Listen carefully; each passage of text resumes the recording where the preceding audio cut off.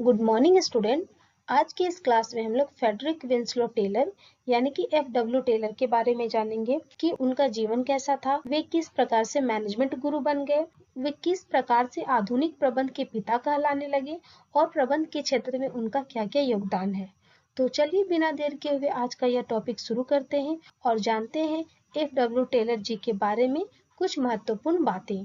वैज्ञानिक प्रबंध का प्रारंभ उस समय माना जाता है जब 1850 में इंग्लैंड में औद्योगिक क्रांति की शुरुआत हो चुकी थी।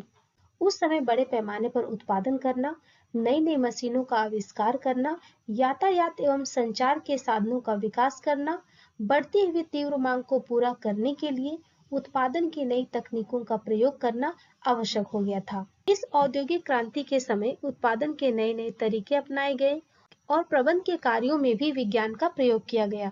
जब प्रबंध के कार्यों को वैज्ञानिक ढंग से करने की आवश्यकता महसूस हुई, तभी वैज्ञानिक प्रबंध का जन्म हुआ। फ्रेडरिक विंसलो टेलर ने ही सर्वप्रथम औद्योगिक कार्य क्षमता में सुधार करने हेतु प्रबंधकीय कार्यों में वैज्ञानिक दृष्टिकोण डाला। उन्होंने ही सर्वप्रथम प्रबंधकीय समस्याओं के समाधान में रूढ़िवादी परंपराओं के स्थान पर वैज्ञानिक तर्कों का प्रयोग किया। उनका कहना था कि परंपरागत प्रबंध के कार्य दोषपूर्ण एवं अधिक समय लेने वाली थी। टेलर द्वारा ही सर्वप्रथम प्रबंधकीय कार्यों का वैज्ञानिक रीति से विश्लेषण किया गया, कार्य करने के सर्वोत्तम तरीकों की खोज की गई एवं प्रबंध की एक नई विचारधारा का आविष्कार किया गया, जिसे वैज्ञानिक प्रबंध के नाम से जाना जाता है। यही कारण है कि FW टेलर को वैज्ञानिक प्रबंध का जन्मदाता माना जाता है। फ्रेडरिक विंसलो टेलर का जन्म 20 मार्च 1856 ईस्वी में अमेरिका के फिलाडेल्फिया नामक शहर में हुआ था।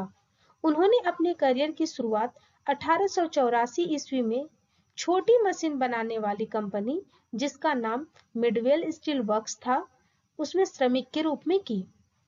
टेलर श्रमिक के रूप में कार्य करने के कारण श्रमिक के कार्य करने के तरीके को नजदीक से देखा और अनेक कमियां पाई, जैसे श्रमिक पुराने तरीके एवं तकनीक से कार्य करते थे और वे जितना कार्य कर सकते थे उतना भी नहीं कर पाते थे, जिससे समय एवं धन की बहुत बर्बादी होती थी।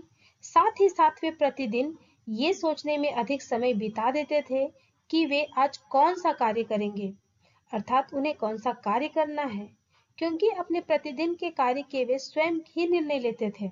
इतना ही नहीं, अपने कार्य में प्रयोग होने वाले सभी औजार उनके स्वयं के होते थे, जो काफी पुराने एवं घिसे पिटे होते थे। इन औजारों का प्रयोग करके वे कंपनी के कार्यों को बहुत अच्छी तरह से नहीं कर पाते थे। अपनी कड़ी मेहनत एवं लगन से वे महज 6 वर्ष में ही उसी कंपनी में मुख्य इंजीनियर के पद पर नियुक्त हो गए। टेलर का मानना था कि किसी उद्यम को मजबूत बनाने के लिए उद्यम में कार्यरत श्रमिकों को कुशल एवं योग्य बनाना होगा और साथ ही साथ प्रयोग किए जाने वाले मशीन एवं अन्य संसाधन भी उपयोगी होने चाहिए, अर्थात पुराने एवं घिसे पिटे नहीं होने चाहिए, एवं कार्य करने के तरीके को व्यवस्थित किया जाना चाहिए।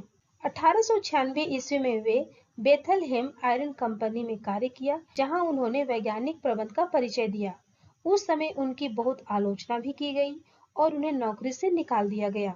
उसके बाद 1900 ईस्वी में वे टक स्कूल ऑफ बिजनेस में प्रोफेसर के रूप में कार्य किया और प्रबंध परामर्शदाता के रूप में अपनी सेवाएं देना प्रारंभ कर दी। सन 1903 ईस्वी में उनका एक शोध पत्र कारखाना प्रबंध यानी कि शॉप मैनेजमेंट प्रकाशित हुआ।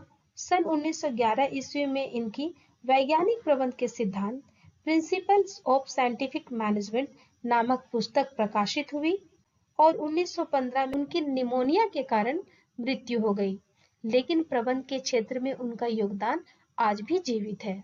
तो इस प्रकार FW टेलर के बारे में आज हम लोगों ने जाना कि उनकी प्रबंध के क्षेत्र में जर्नी कैसी थी, उन्होंने किस तरह से श्रमिक के रूप में कार्य करते हुए श्रमिकों की विभिन्न समस्याओं के बारे में जाना और बाद में इन्हीं समस्याओं का समाधान करते करते उन्होंने प्रबंध में विज्ञान को जोड़ा, वैज्ञानिक तर्क के आधार पर कार्य करने प्रारंभ किए और इस प्रकार वैज्ञानिक प्रबंध का जन्म हुआ और वे वैज्ञानिक प्रबंध के पिता बन गए।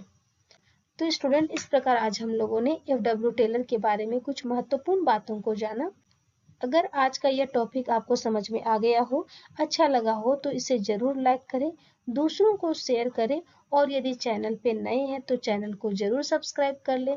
Thank you for watching this video.